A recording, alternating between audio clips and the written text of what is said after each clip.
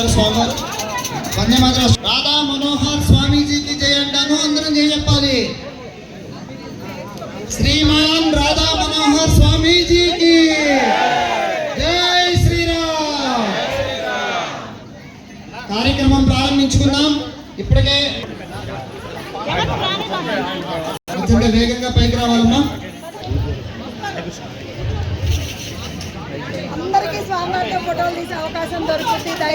చివరిలో స్వామివారి మన కోసం వచ్చున్నారు. మనందరం కలిసి చివరిలో ఫోటో దిగొచ్చు. కార్యక్రమం ప్రారంభించుకుంటున్నాం.